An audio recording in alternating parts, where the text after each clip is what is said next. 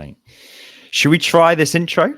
I'm going to try it without I have to read the headlines, but I'm going to try and read it without. I'm going to try and do it without reading. And I'm going to look you dead in the eyes, and peer into your soul, and tell you, welcome to Command AI, where we press Command F on the internet's weekly news, and somehow still can't find our sanity. My name's Samuel Gregory. And I'm Kavarza, and we are here to decode the weekly chaos in AI web design development. This week, we have Meta announces its dream team, and we are about to start charging AI bots to crawl our content, maybe. And we have Figma IPO. Warmind, the new AI operating system, looks very interesting. And AI agents for your OS. And Cursor take the lead as the #1 coding IDE. There, I said it. The #1 coding IDE. That is insane. But we're about to get into all that on this week's episode. Cool. I only fucked up once. I had to look to remind myself where I was. This was like my first try. So if you think really I can good.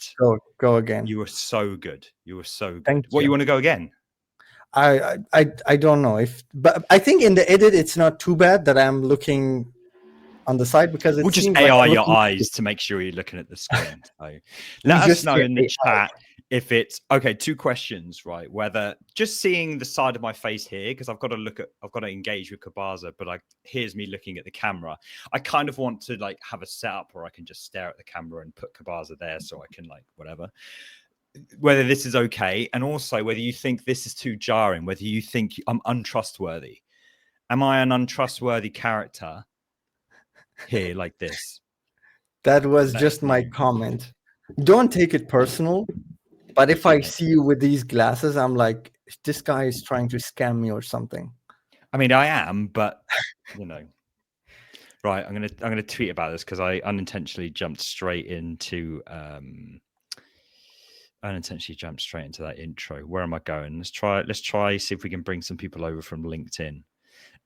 Did you want to start on the meta stuff, or should I start on the meta stuff? No, you can start on that, because I wasn't sure. Is this about the meme that I shared?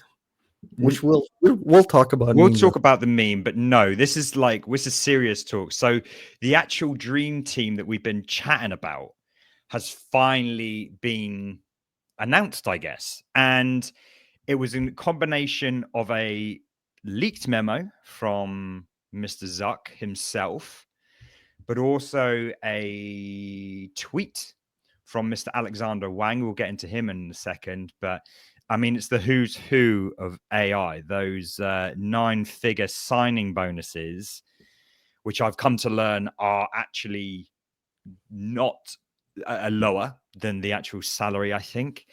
I think that's how I understood it anyway. But Alexander Wang, do you know who Alexander Wang is? No. So he was the world's youngest billionaire at the grand old age of 25. He became a billionaire, and he was the founder of a company called Scale AI. Now that has its own set of drama, because do you know what Scale AI is? Never heard of them. Okay, so basically they crawl the internet. In fact, I've got the website up here. You can see my screen right here. They have all of the AI data and resell it to all of the. I just went into the Matrix. Wait, you're back, and I noticed that you're back from the stream. Hey, welcome back. We have some. I've seen some things. I went into the future, and then went back, and then came back to the present, and I saw some horrendous things, but I think we'll have to leave that for another day. Sucked into the Matrix there a little bit. So I was just saying that I know this website from their design. That's kind of fucked up. I don't know what the company does. I have no idea. I just know these discs, these designs. They were a trend, and people were talking about them. Oops, sorry. I didn't realize that would just overtake you. But so I guess StreamYard cut me off here. But Scale AI, they have all the data. They have all the data that all these companies use for their AI. You know, that instead of this is in some ways how people can, or companies can say they haven't scraped your data, because they have not scraped your data. Scale AI have, and they've bought that data from Scale AI, and they're bound to whatever Scale AI tells them. But saying all that, Alexander Wang invented them and founded them, and became a billionaire at the age of 25, 24, I think That's it was. crazy. Do we know how Scale AI works? Like how do they? Well, they scrape data. They scrape data and store it in vectors and, you know, all that kind of stuff. Standard procedure stuff, I guess. But I mean, I can't say that with absolute certainty, but it's just data. They just hold the data and store it in a way that can be consumed by AIs. I'm sure it's way more complicated than that. Yeah, I understand that. What I'm trying to get into is you heard about I think it was a case about Claude, about Anthropic, where they bought books, like physical books. They paid for them, and then they took off the cover and they took off each page and scanned it and then fed it into AI. And it was a lawsuit. And apparently they won the lawsuit because they bought the books, they used the content as a fair use. The judge recognized it, because hey, they are not literally copying the content to give it to you. They are just interpreting the text, and that's what the AI does. But they are probably going to lose the next case, in which they just downloaded a bunch of books. Well, let's get into that in one of the latter articles that we'll be getting into, but because I think it's relevant. But continuing on with this who's who of the dream team, well, the other guy who's leading it of note is GitHub founder, or CEO rather, Nat Friedman as well. So it's interesting how he was CEO of GitHub and now he's being brought in as an AI person. Maybe he's just a really good CEO. I don't know. But in this memo, Zuck announced or said that Alex was a founder of our generation or something to that effect. So he rates his leadership style. Well, maybe not leadership. Founder is different from leadership. You can found a company, but it doesn't necessarily mean you're a good leader. But he does praise him specifically. So yeah, CEO of GitHub is in there as well. As I say, looking through here, pioneered RL on chain of thought. Chain of thought is a new way of accessing information and processing information. Creator of the O series models of OpenAI, co-creator of GPT-4o voice mode, co-creator of GPT-4o image generation, built O3, O4. You know, all these people are heavy hitters, and I reckon they're causing a lot of jealousy, a lot of turmoil within Meta. But bringing it back to Meta's onslaught to super intelligence, they actually given themselves a name. They call them the Meta Super Intelligence Labs, or MSL, and they are taking no prisoners. And we heard Sam Altman say that's not how you build a culture and all this sort of stuff. As Reimar said last week, winner takes all. And Zuck knows that, and he is throwing everything he can at this group of people in order to get super intelligence. At the end of the day, niceties, I don't know, I'm sounding like a corporate twat now, aren't I? But, you know, niceties can only go so far. So I don't know what to make of this. You know, if we could draw parallels to football, Chelsea did the same thing. Chelsea Football Club, they just went off and just bought a millionaire bought the club and just bought up all of the amazing players. And you know what? They won. They won the Premier League, and they showed everyone. Well, didn't show everyone anything, but like they showed that you can just buy the best people, put them together. These are professionals. They know how to work. They know they've got mouths to feed. I mean, you know, they could feed a whole nation with the amount they're getting paid. But yeah. Morals are being thrown all over the place. You know what I'm saying? Yeah. And I find this actually to be very interesting. Zuck shifted from throwing everything, including the name, at this metaverse thing. Yeah, And now it's it's true. all turning into AI. I'm wondering if they are going to change the name to something with AI. Probably not. I think Meta's still a cool name though. I know it's I think it to is do with the cool. metaverse, but I mean, yeah, it's a meta name. It's meta. yeah, It can always stay relevant because it yeah, is literally meta. is in of itself As of self-descriptive. itself. We are getting into philosophy here about Yeah. what Mark Zuckerberg does. But yeah, so talent is obviously one side of the thing. Hmm. We know that they are we know that they now have this. They have unlimited amount of money and they have a lot of data. They don't have as much data as Google has, but they have a different type of data, which is also very interesting. It would be interesting to know how this work out for them building their AI, because I bet they are going to scrape every Instagram description that you've ever wrote all the way to every Facebook post. And I don't wonder if they scrape some of your messages that are not end-to-end encrypted. Well, it is worth saying here that you're talking about traditional AI. You're probably talking about Llama, the big one, the big boy. Yeah. Now, the what they're trying to do here is, yes, they're trying to make Llama a heavy hitter, but they are trying to reach, it's in the name, trying to reach super intelligence. Yeah. So that's where the race is. And whether that's scraping data, like I think we have all of the data. I don't know, whatever, scream at me in the comments. I think we have all the data we need for super intelligence. We just need the methods and infrastructure to be able to create super intelligence. So I don't think this necessarily creates more scraping and more stealing of data. I don't know. I think this is taking the data we've realistically already have and re-engineering it in such a way, just like DeepSeek did. They showed us that you can interpret data and run an AI on like half the budget of these other companies. So Interesting take, because I'm talking to a few AI friends and they mhm, actually believe that we don't have enough data, and they mhm, don't think that we have a correct or the right infrastructure and also architecture to reach super intelligence. We don't know, like there is no direct indication that shows if we continue this path we get into super intelligence, because right now we mhm, are just putting all the bets on essentially language. We are trying mhm, to get to, if we are talking about super intelligence, we are talking about also consciousness.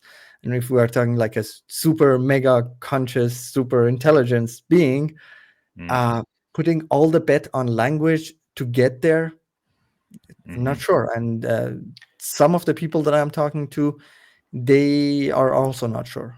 So let's see. So I guess my comment, I agree with your friends. I think my comment is more about scraping more data. I don't think we need to scrape more. We need more data, but I don't even think we necessarily need to scrape it, especially when you've got Alpha Evolve, not Alpha Evolve, sorry, Zero Day, whatever, where these AIs can rewrite their own foundation model in things that they've learned, so they can self-improve their own um, model. I think that we need to give it more data for sure. We just don't necessarily need to scrape the internet for it. That makes sense. Yeah. We need data from other areas. We need to give it more data. And at the end of the day, a lot of these models, they claim not to use your data for their own internal models and stuff like that. So again, this I don't know. I don't know enough about this to actually make too much of a comment. But yeah, I was just responding to your comment on like scraping, literally scraping data. Mhm. I don't know whether that's part of this role, but I ain't getting paid 100 billion or 100 million dollars signing on bonus. I obviously don't have the Not yet. expertise to even comment on. Not yet. Nearly there. I'm probably about, I don't know, 1 millionth of the way there, 100 millionth of the way there. Anyway, let's move on. What time is it? Yeah, let's move on because we were rudely interrupted by StreamYard. So similarly to what we were just talking about stealing data, about scraping, Cloudflare announced Content Independence Day. And in a nutshell, what this essentially means is that the default should be that AI agents or AI is blocked from scraping your data. Most of this article gets into the history of Google, which is basically that it seemed like a pretty cool exchange between Google and you. If you've got a bit of content that you want to get out there, a blog or something like that, Google will index your site, and in return, and people will find you on Google and they'll come to your website, and happy days. There's a bit of a mutual thing there. I mean, over time, it's sort of swayed a little bit with adverts and people gamifying the system and all that kind of stuff. But he does go on to say now that we should, by default, block agents because they are inevitably taking the traffic away from the content that they're now using. And there should be a exchange of money between the content that they are taking it from, which I haven't had an awful lot of time to digest this concept, but I do kind of like it. I like the fact that if they're, it's just a simple exchange of services. I'll give you data if you give me money. And I think that this could grow into something that might mean that, they took us by surprise. ChatGPT comes out and all of a sudden everyone realized, oh, what, for the last few years you've just been learning from our YouTube videos. It was a sneak attack, right? Yeah. And so this is what they're, proposing. And I think what's happening is that Cloudflare are going to be doing this. He doesn't say anything about the actual implementation of this, but they does specifically say that they want to. They're just calling it Content Independence Day, along with other of the world's leading publishers and AI companies, to default block AI crawlers unless they pay creators for content. This is where they come in and say, well, they're not just doing this for free. They ain't doing this off their own back. They're going to aim to build a marketplace. We'll work on a marketplace where content creators and AI companies, large and small, can come together. So they're obviously going to try and monetize this thing. Thoughts? This is very interesting. First question. These AI crawlers, what are they trying to do with my content? Because it's one of these two things. One is scraping for teaching the LLMs. That's what you mentioned by learning from our YouTube videos, which, by the way, are really difficult to make. And it's really valuable information if you think about it. It's very, especially my videos, they're super valuable, like so much value. By our course. Yeah. Watch out. Well, it's very domain specific. It's not something like that you can randomly just come across or think about, right? When you make a course about, I don't know, React, like your React course, it's not just that you sit there and think about it and then it just comes to your mind and you can output it. You have to try things, you learn a bunch of different things. So it's very valuable. So that's one thing, crawling your data to teach these LLMs. So selling your information for that doesn't sound bad. The other thing is just for not scraping it, but crawling it to show it as an answer to potential, let's say, buyers or consumers. You write a blog post, you basically put all your learnings from like 2 decades into that blog post. We have such blog posts, and ChatGPT, they take it from your website and they just show a small number, or any other chat app. They just show that small link indicator that I bet 99% of people never click. So I think that's also fair to be paid. If you are if you are serving my content to consumers and you are charging them to serve them my content, it's just fair to say, hey, give me my share. Yeah. Interestingly, though, And I do like this, but I'm just thinking of Dia right now, which I love Dia. mate, you've I fallen have in Dia. love. I'm transitioning. I'm Yeah, transitioning. yeah. Because this is what I'm talking about with training of data, right? Like Dia, in theory, doesn't need to train on your data. Okay, well, I mean, it will and whatever, but it just needs to know where to fetch the transcript from, what service or whatever, or just go and fetch that transcript from the API or whatever. It just needs to know how to process your request and process the data that it can get. It doesn't need to train, and arguably, it's not really preventing anyone from. They're on your page, right? They're already on your video, right? It's not. Is Dia using any API? Because from my understanding, it's just looking at the HTML, just the content. Mhm. Because if it's on a YouTube video, you see the transcript of that YouTube video on the Mhm. page. It's already being loaded, so it's Mhm. tapping into that. Same for emails. So but hold on that thought, because I think Dia inevitably will go that direction to become more agentic. That's Yeah, that's absolutely. just the next step. Like, okay, right now I'm going into my email and asking you to write a reply.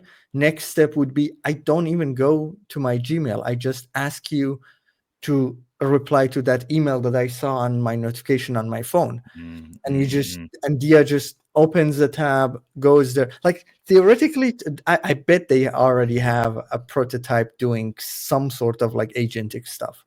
Mm, mm, mm. I think, Well, I hate yeah. to park the conversation because I think we can pick this up on another article we're about to go into. So stay tuned on this one. Put a pin in this because I've been thinking about this. Yeah, I've been thinking about like you asked me like 3 or 4 weeks ago, like where is all this going? And there are multiple directions it's kind of going, but to keep it like on track with the Cloudflare thing and paying and compensating people for the data and stuff like that, I don't know. I think on the surface it seems fair. Like it does seem fair that they're training on data, but like I think like someone said from Anthropic, I think even if we completely cease development on AI right now, it has the potential to change society. So I think we're kind of already fucked. Not fucked in a bad way, but just like I Good fun. I don't think we can. Is it if for a convenience thing? Someone's asking if we're live. Yes, we're live. We can see your comment. We'll get back. We'll get to it in a second. Thanks for tuning in. What's your name? Edan Nidik. If I said that right. Yeah. So it's it's an interesting proposal. And the fact that they're going to do some sort of marketplace, I'm not too sure. And then how my content on YouTube, are YouTube going to take a cut of that then? Platform fees? Or are YouTube going to take that? Have I signed an agreement with YouTube that actually they take any kind of scraping or whatever that I've already signed my life away with that. It's interesting to know True. where this stops or whatever. But yeah. We have had a comment in which we should address, and I'm curious to know if I show this. Oh, nice. We can just show a comment. That's pretty cool. Have you seen Miyagi agents in Webflow? Have you seen Miyagi agents in Webflow, No, Kabaza? no. So yes, I have seen Miyagi agents. I am waiting for it to mature a little bit, but it is news and it is interesting, and it's basically vibe coding for Webflow. Ah, And was it Bradley Huber, I think, and X Atom, I think, are teaming up on it. Bradley Bradford. I Amply. don't know. I see Amply. They built like an agentic layer in front of the Webflow CMS, which is actually something I was really interested in doing. But it's hard to find the motivation to do such a thing. I think it's pretty straightforward. I would describe it. Would you describe it as an agentic? Sorry, not an agentic, an MCP, like a more complicated MCP layer for Webflow. But seems interesting. Waiting for it to mature a little bit. They've not released it yet. Are you looking at it? I see Honestly, your face wincing. I feel a little bit bad for this app. Yeah. To be very clear, I have no internal information about like if Webflow is going to release a vibe coding or something like that tool, but I bet they will, and their version will have more more access. Or will they just buy out this thing? It's like, why even get started when we can buy, no disrespect, probably a couple of indie developers are probably a bit cheaper just to buy their tool. I bet they can flash 100K in front of their face. They'll be like, yeah, we'll take that. Probably. I mean, probably. But we've seen this again and again in iOS and in Android world. This is not something new. As these platforms grow, the community starts developing for them, and these platforms grow so big that they take some of these very essential ideas and they develop it as an internal integrated tool. Yeah. And then these apps that one day actually power the platform, they go, they just die out because people just use the internal tool. Yeah, and it's more trustworthy, more convenient. And therein lies the issue with relying on some platform. And we all are, we're all in some way relying on platforms in some way, shape, or form. I built products and whatever. Superbase goes down, I'm fucked. If some API changes, I'm fucked. I'm not building everything from scratch. I do think we're going to get to a world potentially where we aren't necessarily relying on external platforms, but you're right. The point is that they can see this. They can easily. It seems like a logical direction to. We were talking about it way back when at Webflow AI first even announced. So this isn't like rocket science, but it seems cool. Seems interesting. Eden says it's gonna say. It seems like it saves a lot of time. I damn well bet it does save time. Yeah, I agree. So yeah. Webflow was it Miyagi for Webflow, so it was naturally going to come. You are asking for it, like I say, but it does look cool. Yeah. Cool. Let's jump to a quick break, and we will be right back. Support for this episode comes from Flowbase. If you are building in Webflow, Framer, or Figma, Flowbase can help you build much faster. With over 4,000 components to choose from, you have a huge variety of wireframes and super clean, nicely designed sections that you can put together by just simply copy-pasting them to your project. Over 15,000 icons as well, over 1,000 illustrations. They also have a super helpful Webflow app called Boosters.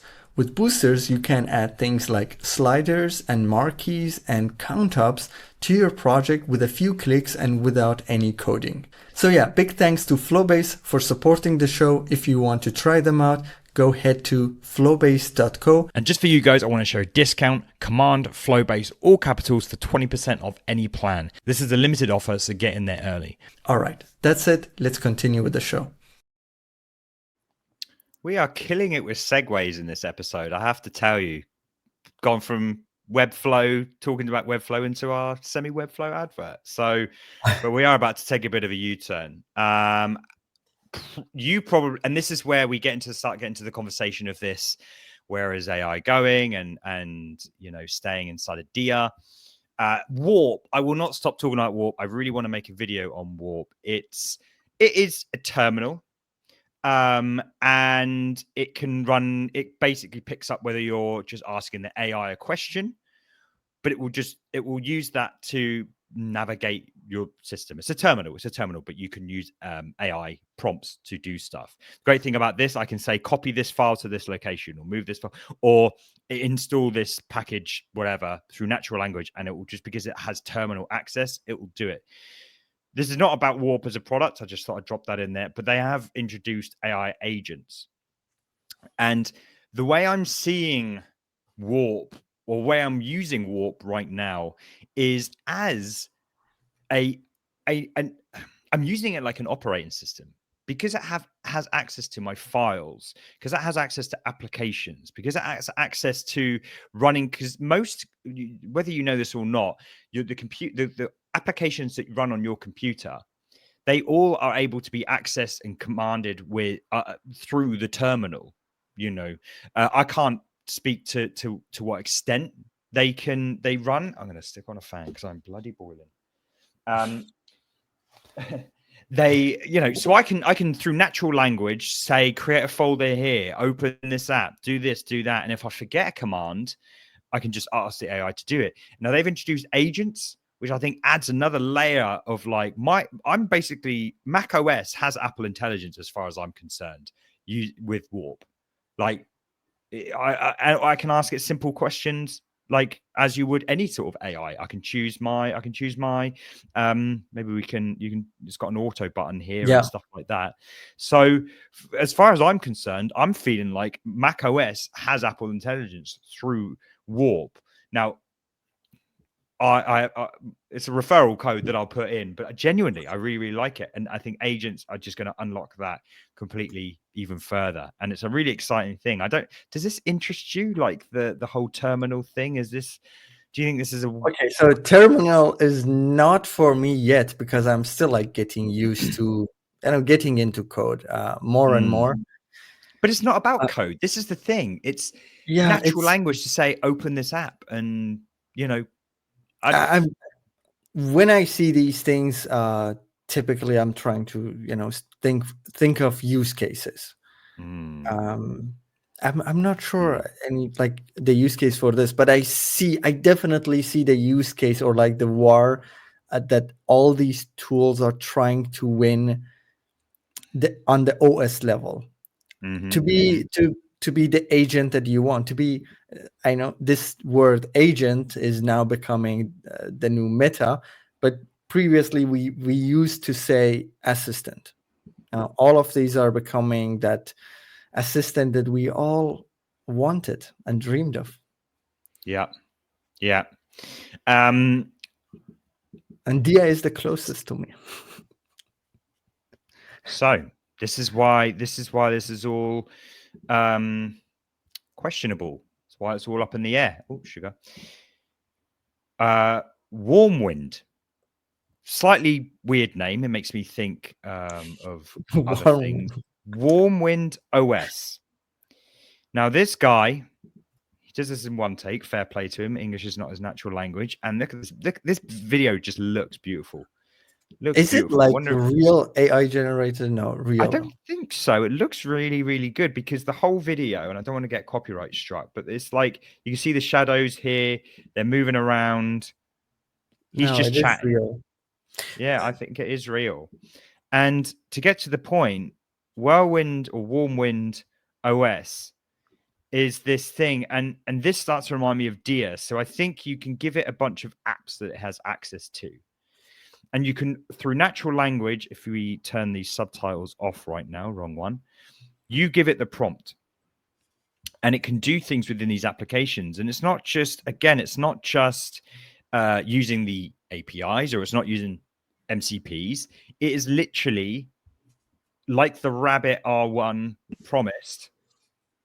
See that mouse moving? Yeah. It's copying from Gmail. Gosh damn it. Oh, my pointerism is this.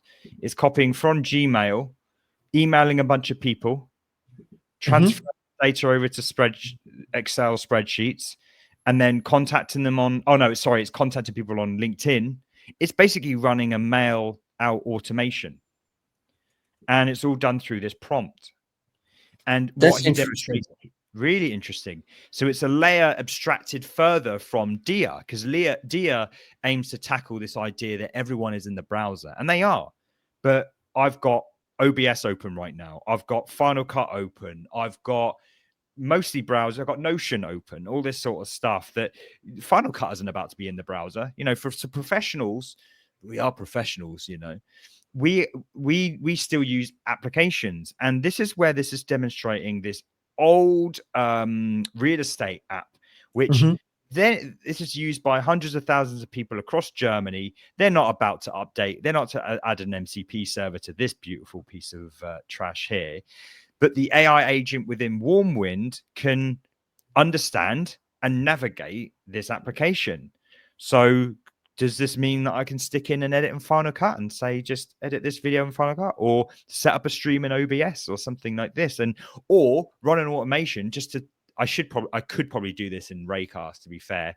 One button click and it opens StreamYard, it opens YouTube Studio, opens OBS, and then we've got our live setup going on.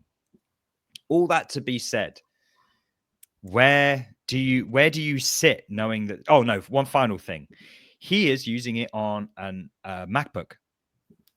And I'm wondering, obviously Mac famously don't sell or lease out their software. Is this a application? Is probably an application that's running on Mac OS that has access to, or as a virtual machine that can run other apps within it. I don't know. I don't know what the architecture is, but this is. I think technically these apps can do this, right? So how does it work when you give access through like AnyDesk? I know it's on Windows, but screen sharing, yeah. Well, not just screen sharing, but giving access, so the other person can literally control the mouse, the keyboard, enter data, so they can fully interact with your computer. I think even Zoom has this. So I believe like this as a piece of like as a infrastructural piece exists. I believe this is an accessibility option that these OSs have. Yeah. So technically, I don't think that's the biggest issue. And I understand this is like a level deeper, actually, more, has more access than Dia. This is the device that could have access to Dia as well, including like other browsers as well, right? But I think the hardest thing that these companies are trying to figure out is the AI models that need to get good enough that they can reliably do these tasks. Right now, they can't. And also that they are cheap enough, because I bet these are like burning a forest for each video that you want to edit, because they have to take a screenshot of your app for every single frame if it's a video editing task, right? Well, I mean, yeah, but I guess once it's taken those screenshots, it could potentially do anything with that. But your point is taken. I have something to say about the so that would be like interesting to see how it's going to be tackled. I'm a bit skeptical, because honestly I don't see a lot of progress with a bunch of these AI tools. I see that we went from ChatGPT 3.5 to whatever ChatGPT that we have now. In terms of text, we have close to a miracle. It's a miracle. It's amazing, right? But anything beyond text, I'm not convinced that it's, that level of revolutionary quality. It's still below average. And for these bigger context tasks, I see it's falling apart. When you say, go do this, like holistically, do this task, I don't have any examples of any AI that can do that big task. Even in Dia, the whole premise and the point is that you keep the context, and it's kind of like a small window of context, but that's the point. It's very neatly separated. And I bet if you would put all the contexts of all my 200 tabs open into Dia, the system would would forget about everything. But somehow our human brains, that's fascinating to me, that we keep that context, right? Like 500 tabs, you still like, you go back to it and okay, I know where I left. I just pick it up. So let's see how that progresses. Yeah, I think that's what I was gonna say. It's like I think we need to look at where this is going. It might be the first, but it might not be the best. Like these are just trailblazers who introduce a new concept, a new idea that someone else can stand on their shoulders and be like, they're doing something quite good. Maybe Apple are watching this and thinking, you know what, we could probably build that. That sounds probably easier than personal context, to be honest. But yeah, I think it's the opportunity that's creating. It's the excitement, I think, with all that. Yes, you're right. Yeah, the skill, the ability right now probably isn't there. It's not. We're not saying it's there. We're saying that look what can be done, and there is a Potentially. live demo. He apparently it's completely live. If I can Okay, show this, or we should do this one, shouldn't we? that And it's kind of sped up. All of this is just it's a recruit. Here we go, recruiting workflow. Hopefully we won't get copyright struck on this, but is this not it's in similar real to time. what Microsoft showed? It was from Microsoft, right? The one that could remember everything that you are doing, but I'm not sure if it was agentic. Yeah, so that is, I think you're talking about Recall, Yes, which recall. takes screenshots of your, and you can just, and all it does is process those images and tell you what's on them, which is really all it is taking screenshots of your screen. That can then, every AI agent can take an image and interpret it. So yeah, it's cool. It's interesting. Yeah, we have this I don't think it's comment. the same though. Yeah. Yeah, I don't think it's the same, but I bet Microsoft can do the same. So we have this comment. I always confused what the fuck is agent. Everyone has different definition. I'm not sure if everyone has a different definition, but do you want to give like your definition? What do you mean when you say agentic? Agentic is different though. Yeah, okay. AI agent. AI agents. I think it's an autonomous, like I'm going to try and say it without saying the word agent, but it's an autonomous thing that's going off and doing something in the background. You can have multiple agents doing multiple different things that all come together to accomplish a task. So you're sending an AI off to go do something autonomously, and it will come back and do it. I'd be interested to know what. Well, first of all, Kabaza, yeah, go on. So for me, when we say AI agent, it's okay. Let's say it a different way. The way I see it is you can do two type of things with an AI. You can ask it, or you can tell it to do it. So you typically go to ChatGPT, chat to it, and you say, "What is this? How to do this?" And it tells you how to do it. But the next obvious step is to tell it to do it for you, not just to explain it. Hey, how can I find that button how can I change that setting on my Mac? Why do you want AI to tell you how to do it? Why not the AI because if it knows, it should just click it for you and go do it. And the same goes with filling a Google sheet or doing your work for you, answering your emails, buying bread for you. I don't know. Like theoretically anything is possible. And that's perfect. Leave it there. Yeah. That's it.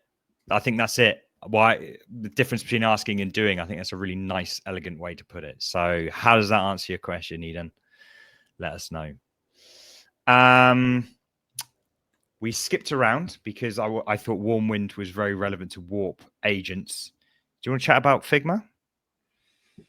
Yeah, so Figma is apparently filing for their IPO. IPO is when you have a company and you want to go public, meaning that people can buy and sell your shares. When you start a company, you start it private, you sometimes don't ask for money from anybody. That is bootstrapping. I'm now explaining the entire different ways of building a company. Another way is you build a company, you ask for money from investors, they give you money with the hope that one day the company IPOs. That means that company goes to public and public buys the shares, and these early investors, they can sell their shares and get their money back. And this is what exactly Figma is trying to do. And all of this makes sense to keep it within the context of, or to talk about what happened to Figma 1.5, 2 years ago when Adobe, the beloved Adobe that we all love and praise, wanted to love it. They wanted to buy Figma for $20 billion. That's crazy. They attempted it, but it failed because the regulatories around the world, I believe, they didn't allow them, or I think they made it hard, so they dropped it. They dropped the case, and it was a big hit, from what I understand, to Figma, because they've been working hard and they hope that they can sell to Adobe, and now they would have quite a lot of money. Imagine all these people working at Figma. They've been working and getting salaries, obviously, but these people, they've been getting also shares internally, right? So at this point they could sell it, but didn't happen. And what happened instead? Adobe gave them $1 billion because it was a part of the contract. So they could, Figma at this time, what they could do to figure out how they can go for an IPO, which they are doing. So now they are filing all these documentations, so showing that they are very, I think they are profitable, right? They have a huge amount of revenue. I'm not sure actually if they are profitable, but they have okay, 228.2 million in quarterly revenue and that triple is net insane. income of 44.9 million. So I think they're profitable. So that makes them to be, they are a bit over $900 million per year. So that is close to $1 billion. They are close to making $1 billion, and they are IPOing for 15 to 20 billion, right? That's what I heard. I'm not sure what's in this article, but yeah, that's also a good number from what I understand. A company that is making $1 billion a year, IPOing for 20 billion, is not bad at all. That shows that everything is healthy. But let's see if they hit that. Okay, 12 billion. That is a good number. That is a good number. Are you going to buy their shares when they IPO? And by the way, this is not, and we are not, what is it called? Like, this is not a financial advice. Do not buy their shares with the money you don't have. So I just went to dinner with my friend Al. Shout out Al. He always watches my stuff. So give us a comment if you're here. Thank you, Al, for supporting the show and watching. We work together quite often, and he told me today that he was asked to build a UI. Asked to, and he's not a designer or anything like that. He owns motion graphics and 3D company. But for what he wanted, he was able to produce perfect UI for on, I think, I don't know, some AI platform. ChatGPT. I think he was actually using ChatGPT, which is able to give him a good UI. I think this is only going to exemplify the fact that designers and developers, and this isn't unique to designers, there is going to be a lot less need for them, or there's going to be a lot less of them, because you can get so much out of one designer nowadays. If they're using Midjourney to create this, or if they're prevising a bunch of stuff, if you learn to previs in Midjourney and you're creating draft after draft to finalize a design, you're no longer creating that in Figma. Figma may end up becoming a less valuable and less relied upon company, because you're spending less time in Figma, and less designers are around. Saying all that, maybe I will chuck some money over to Figma. I've been using them for a while. I think we're still a long way off of that. Remember, when I say these things, I'm talking about years in the future, years and years in the future. Yeah, maybe So maybe I will. Maybe I'll chuck them a few pennies. On my end, I'm a paying customer. I'm paying for myself and my entire team. It's my second biggest cost in business, probably soon to be the biggest cost in business in terms of software after Webflow. They are like neck and neck right now, Figma and Webflow. And I know it's expensive, but at the same time, it's a software I really enjoy spending time in.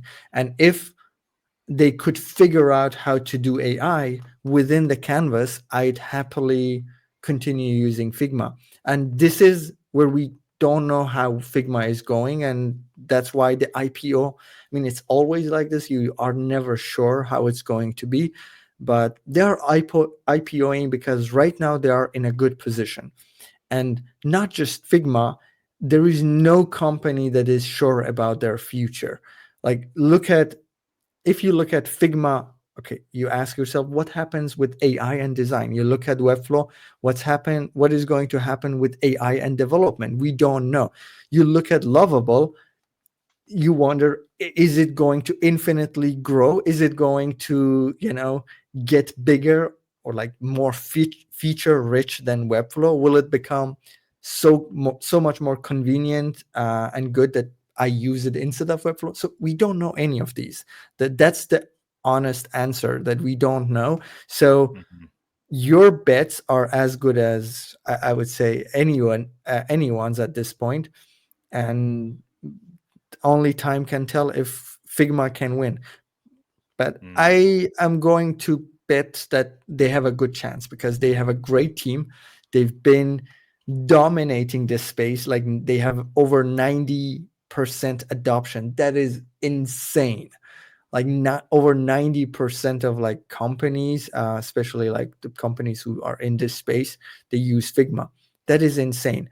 And I bet that they are they are acquiring other companies, and they are trying to figure out this AI thing. So if AI becomes a thing, because still we talked about everything being still prototypey, but if it becomes like actually reliable and a thing, then Figma will be in a good position because they are investing in it.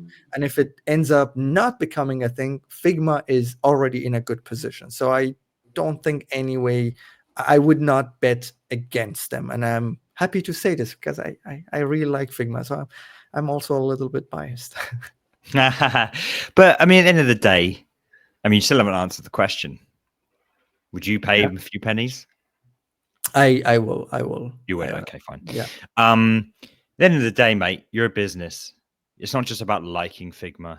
As Rymar once said, these businesses, they aren't your friends, right? Yeah. They make you money, They make me and you money, make and them I pay money. them. Yeah, I pay them because they make me money. The moment they stop making me money, I stop paying You them. look elsewhere, and Yeah, and that's why, So it doesn't make smart business sense to leave them right now, because you're yeah, making more money than they're costing you. Yeah. exactly.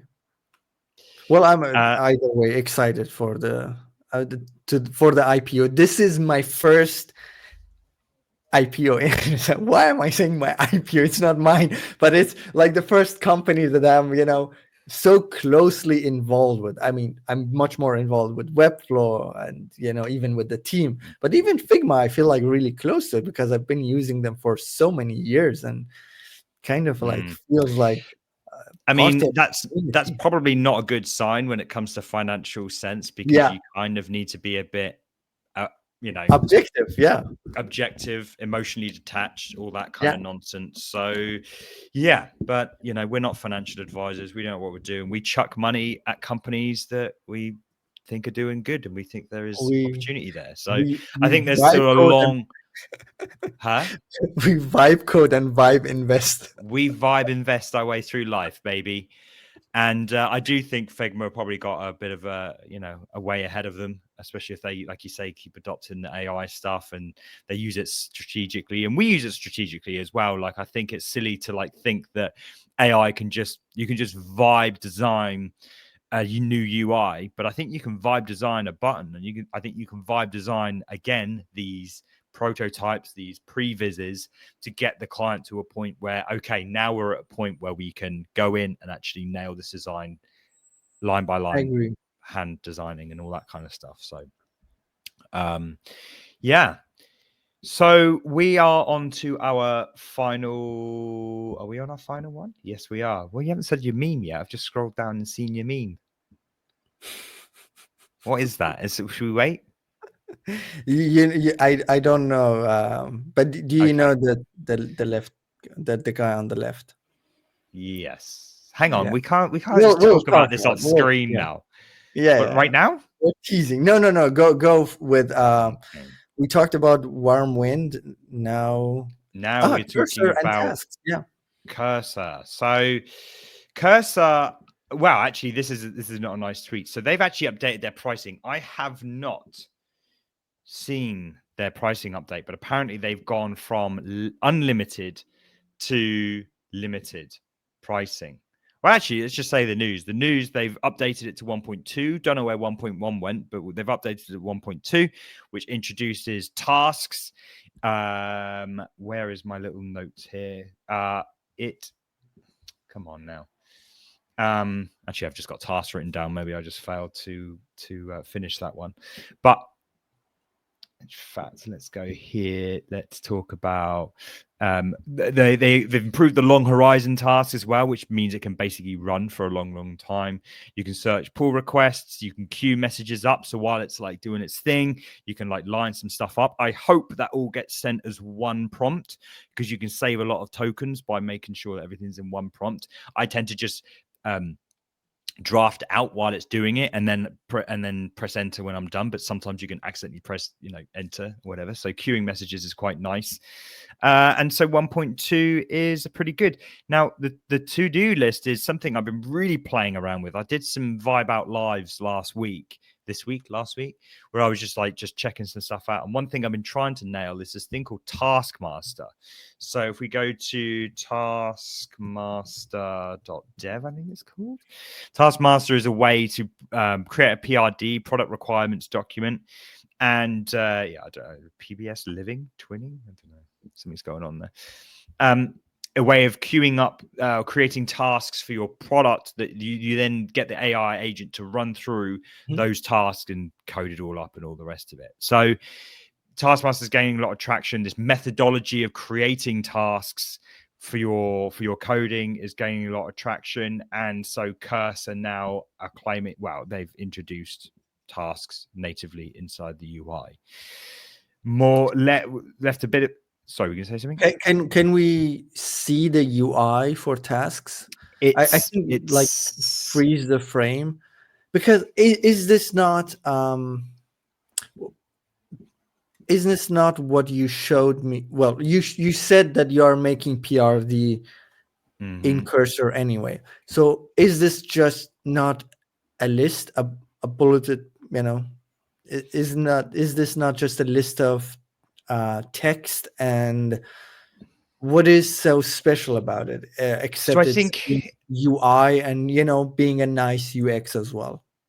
So I think it's a combination of two things. It's reasoning. It's showing you the reasoning, and it's more so that it's planning out and giving you like the opportunity to step in and whatever, to make sure that it's not going to go off and do just some random crap for you.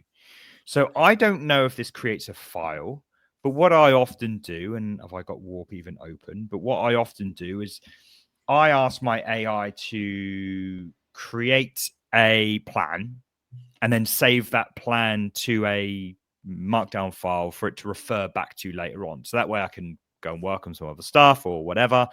Probably should utilize background agents to do this and all the rest of it. So to answer your question, I don't know what the UI is on this one, but I do think it's just the way to now AI assist coding, right? It's creating tasks, it's breaking those down into subtasks, and Taskmaster enabled that, but now we're getting it natively. I'm sure you can break down these tasks into further subtasks, to be honest.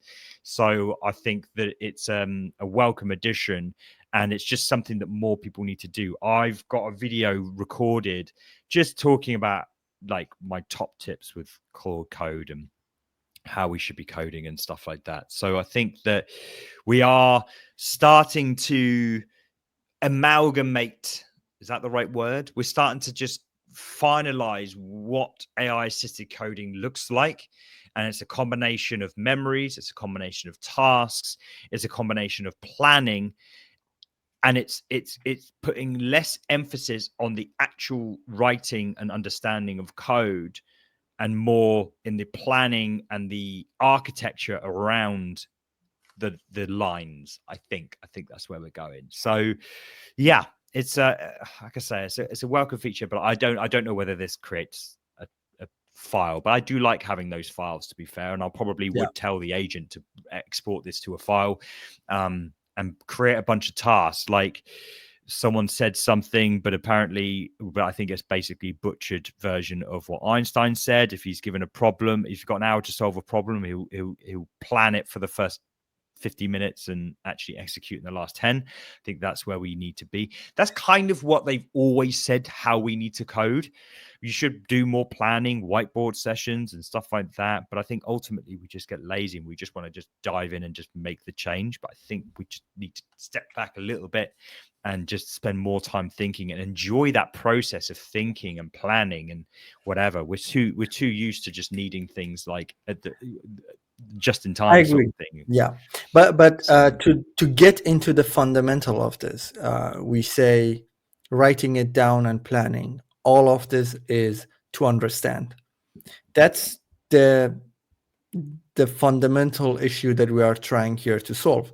To understand what the scope of the project is, what the tasks are, and what each piece of our software is supposed to do.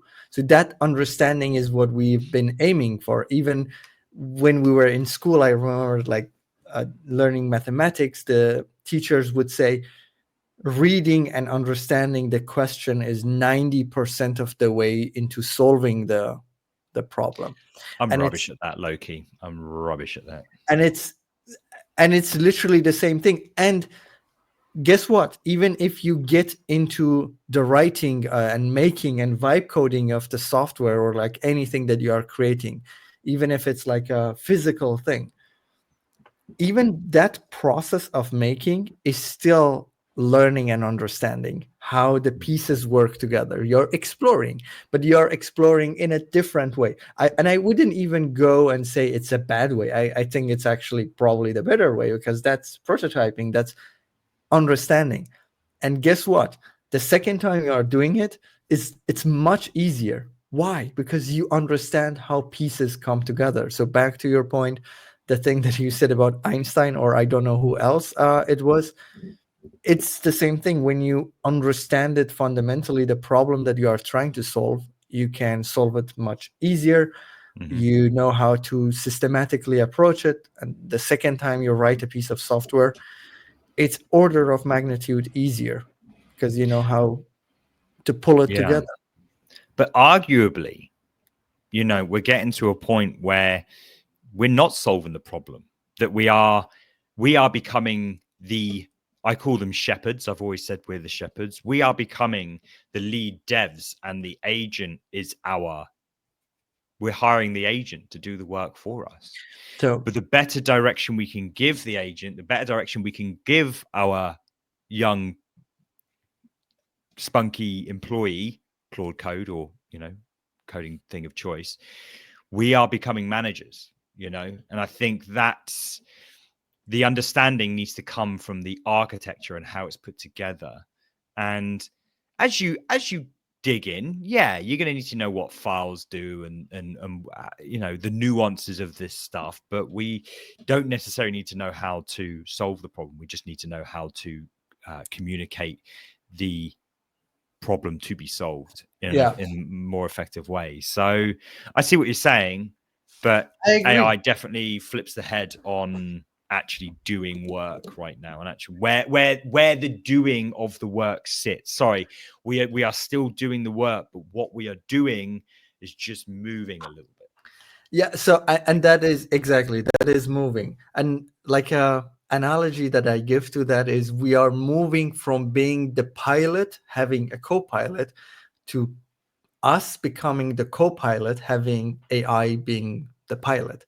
So right now we are doing the thinking, we are doing the planning, and the AI is helping us. And now it's moving some knobs and turning some stuff, and it can click a few more places. It's our co-pilot. And not, I'm not talking about like the Microsoft Copilot, just in general, you are in control. You are in control, and the Copilot is doing these things. And we are moving to that direction that we will lean a little bit more back. We don't know how far that will be, but the AI becoming more of the pilot, and saying, okay, I'm in charge of the plan and I'm in charge of like the execution, and you're just there to make sure that you enjoy the ride. Maybe. Do you know what I thought you were going to say? I thought you were going to say we were going to become the plane. I really want to become the plane. You're the I mean, you've been the plane all along. yeah, now that's meta. That's we are the plane. But There's yeah, some TV show that's creepy as hell where they all these. It's like Thomas the Tank Engine, but for planes. It's really really creepy. Anyway, that's for weekend watching, just for you guys. Don't know the name of it. Yeah, but I think the kicker, just to wrap this baby up, the kicker has come that Cursor have now reintroduced a limited pricing. So it used to be unlimited completions on unlimited prompts or whatever on their $20 a month plan. They've now they've moved, say, Claude Floor onto the API pricing, onto the max plan. I'm this is how these companies get you. I honestly don't know how to interpret that from this, but maybe go back. But why is no one talking about the Cursor making the pricing unlimited, then changing it to limited without warning?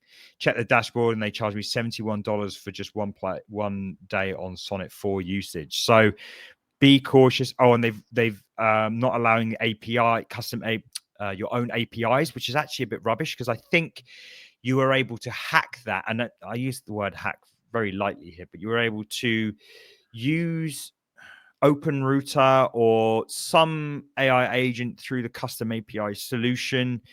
Obviously, that seems like it's buggered now, but people are getting 500 errors. So it's a bit of a shame, really. But I can understand why Cursor did it, because I think someone responded somewhere where they were like, people were just running up like huge bills in just one session, and they just literally just could not cover those costs. And it brings into the question, I want to find the subsequent tweet that I found, maybe it's in these chats here, where someone was just explaining that having this token based pricing is confusing AF to try and follow and understand, and it's unpredictable. We try and simplify it by saying, hey, we're just going to cover the cost, and we're just going to say per message. That's basically what they did here. But people are just hammering it, and they're just not able to cover the costs, quite simply. I'm still looking for this tweet that basically explained that, but I'm not able to find it, unfortunately. I'll probably flash it up on the screen if I can find it later on. But we're in a sticky situation where either Anthropic needs to become cheaper, or, well, I don't know. I think Anthropic just needs to become cheaper, really. It's just so bloody expensive. It's very interesting. Like, even with the current pricing, from what I understand, all of these AI companies are losing money, right? Well, yeah. I mean, now you're raising a really important point. Here's the worry that they're all losing money.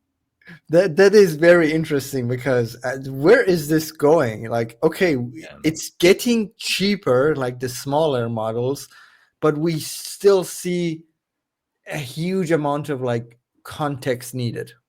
We need a lot more tokens, and we are still nowhere close to making big jumps. So it's very interesting. And it's a bummer, because I like Cursor. Are we going to keep our plan, like the cheap plan that we got? I friggin' hope so. But I would pay for it anyway. Actually, I don't know, because this is off topic completely, but I've been thinking more and more, and we started briefly talking about it at the beginning of the episode, more and more about running local models and having a machine powerful enough to run local models. I think we were talking about like how many forests are we burning down by running all this stuff and all this. Like, I think the answer will be that people will become, well, no, I don't think the answer, that's just me being hyperbolic with my statements. I think that there will be a large chunk of people that running your local, because it's really easy. I've got a video out on running a local LLM. I'll have another video running coming out on running a vibe coding on a local LLM. Fortunately, my machine just isn't powerful enough, but I would like to have a setup where I can just run local thing. I don't have to rely What on do a you server. need? So I have a GPU. 4090 Ti here laying around. Just I try it. think Just give it a go. Give it a go. That's a PC, right? That's a it PC is thing. a PC, and my I think you just power need a is. llama.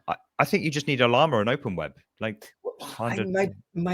my power is 1,000 watt, and my electricity bill is, comparing the size of my apartment and Mhm. everything I do, is pretty low. Oh, Mainly okay. because I don't use that big as PC. I sometimes Mm, at night I game with it, but it's like a short amount of time, and mm, mainly I use my MacBook, and it's like just using mm. 30 watts. That thing is going to eat at least 300 watt at its base. So my Have you seen electricity that? bill will be Have you seen more. that PewDiePie video where I he's have moving it off on of my watch Google? list. It's Yeah. really good, really interesting. It's really inspired me to think if this doofus can like run He has everything become a basically, yeah, yeah, sorry. Go on. um, running everything off Raspberry Pi. And I wonder if there's a world where you can run your local AI off of Raspberry Pi. Obviously, you need your GPU attached to it, but I'm talking about basically removing any kind of unnecessary. Like, I don't think an LLM needs CPU, so it's just all in the GPU. So maybe it's doesn't And need it a needs screen, doesn't VRAM. need. Sorry, It needs VRAM as well. A which lot of isn't that in VRAM. the GPU though? Yeah, it is, but it needs a Mm, lot of it. And like yeah, Mac is in a good position because, like, have you seen those Mac mini farms? no. It's like a room with 1,000 Mac minis in it, Mm-hmm, because mm-hmm, they are a really good value for the price, because you mm-hmm. get 16 gigabytes of like RAM, which is the same as the VRAM for the GPU. So like the LLMs can tap into that. Mm. Anyway, what were you going to say about PewDiePie? He's becoming a full-on engineer. It seems like and I think that's really cool. But what worries about me, or like what doesn't work for me with trying to running my models locally, is I hate to say it, but I like to maximize. I'm not a minimalist. What I do you like mean? So if you give me, if you give me a model that runs on my PC and you say this does 98% of what you want to do with it, it's powerful enough for that, and in return you wait just a second for the answer, or you can have this model from OpenAI that costs some money but it does, a little bit more. I pick the one from OpenAI. You're I the want one like burning the down the most, the rainforests. best one. I want to burn down all the. Yeah, you're the one in the cinema with their phone on max friggin' brightness, 120 hertz screen all the time. Yep, yep. I want to I'm not maximize. I'm not saying that you have to make any sacrifices. I'm imagining a world where people will be more inclined to run local LLMs, and I think we might get to a point. You've got a GPU, you've got a friggin' I don't know what Yeah, price point that GPU's in, but like yeah. 4090 Ti. It's Well, like if you're a really. maximalist, it's got to be the best, right? It's well, it's the second best because it's from last year, but or like Okay, fine. 1.5 year ago, and Yeah, yeah. they now have the 5090, which are like Hmm. huge and expensive, and not not that much better. But yeah, Well, I'm worried that the quality won't be the same, and I'm worried that if I do this, I see another model that is significantly more capable, and my PC can't handle it. So I have one of two choices. I have to either go back to these platforms that burn forests to use their model, or I have to burn the forest in a different way by upgrading my PC. And I have a mm, friend, a developer friend. He has you take my graphics card. I believe he has 6 of them now. He's building a rack at home, literally, and he has trouble like figuring out the electricity for it. These things eat up power. And one potential interesting story that we can maybe sometime cover. We need to go and learn about it, but I'm like genuinely interested in it. It's not news. It's about how these companies handle these really big like infrastructure tasks. Because I've learned about a little bit about XAI and Elon Musk. They are going nuts with creating these basically warehouses to house all of these GPUs, and there are tons of like engineering challenges that they have to overcome in order to to run them with the right amount of electricity, to get the electricity in the first place, because the grid is not ready for it. So in term for XAI, I've heard that they are burning fossil fuel at the factories, at the warehouses. Like they have a bunch of generators, because that's the fastest way you can do it. And I've heard even that other companies are doing similar things, because the grid cannot handle this amount of energy. So they are burning literally like gasoline at that place that they are located in, because also the land is cheaper there, right? So they have all of this, and they buy a bunch of carbon credit so that they can offset the carbon. It's like crazy, the things that are going on with on that regard. It's like easy for Bitcoin us. mining all over again, isn't it? Yeah, it is, and it's easy for us to just say, well, these are very expensive. And if we look at it, yes, it is expensive for a reason. And you see, holy shit, it could be even more expensive, and there are like a bunch of more work to be done. So that makes me kind of like hope that even though AI is like on one end trying to come for some jobs, there are just humans figure out infinite amount of jobs to create somehow. I don't know, but let's see about that. But yeah, a lot of engineering challenges. It starts to put me in a really dark place when I start to think about all this stuff. So I think we should stop there. Yeah. So speaking of engineering and talent, I want to share this meme. I don't know if you have. Well, I see Hang your on. screen. Boop. Can you see your screen? There we go. Now I see my screen. So don't know if you've seen this. On the left, we have, so forget about becoming the next Ronaldo. The new meta is becoming AI engineers. So apparently Meta has paid $100 million to this guy, and just to join them. And who knows how much he's getting paid a year. He's getting paid quite a bit more than Cristiano Ronaldo.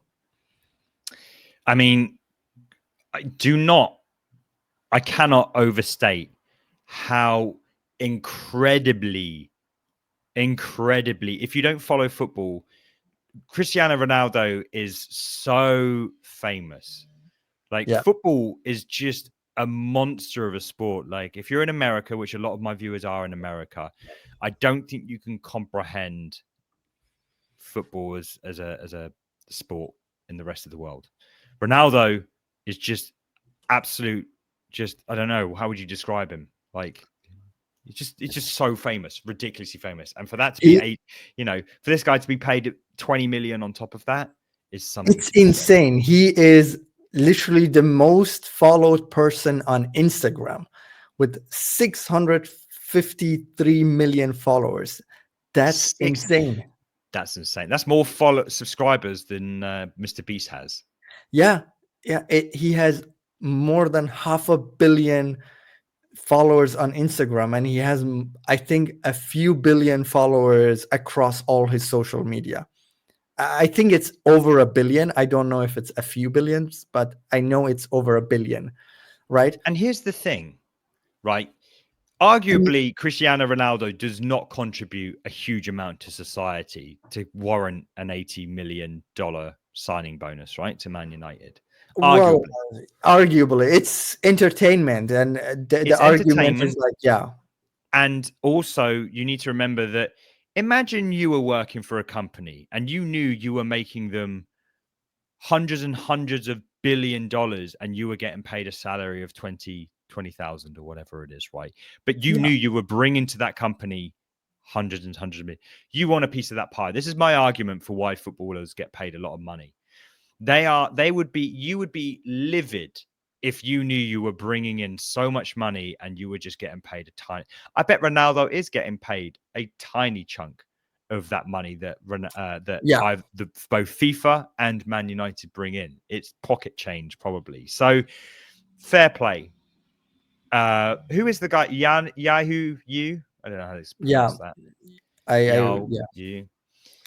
He's probably going to be contributing a lot more to humanity than Ronaldo ever would.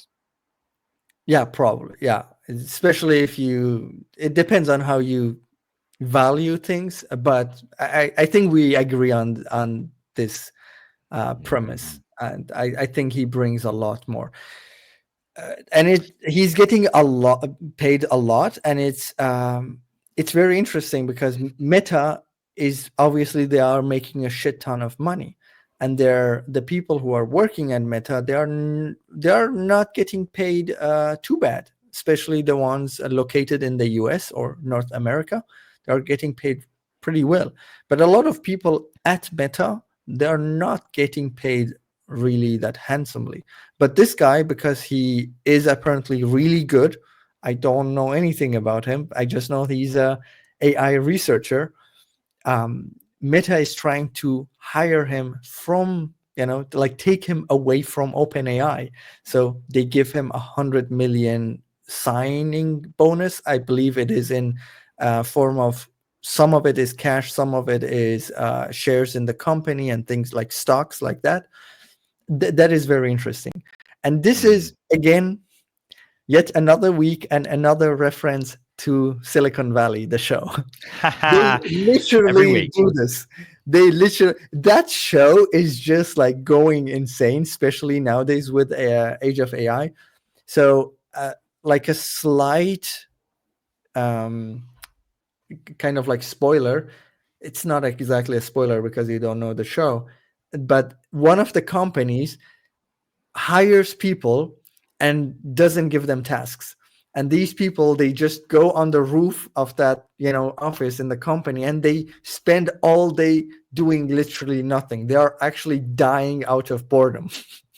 And these are like people that get hired just to stick it to the competition. Oh, really? That's the only reason. I mean, AI researcher, like, it sounds so like, what are you doing? Like, can't you get AI to do your own job? Isn't that yeah, just doing some mathematics.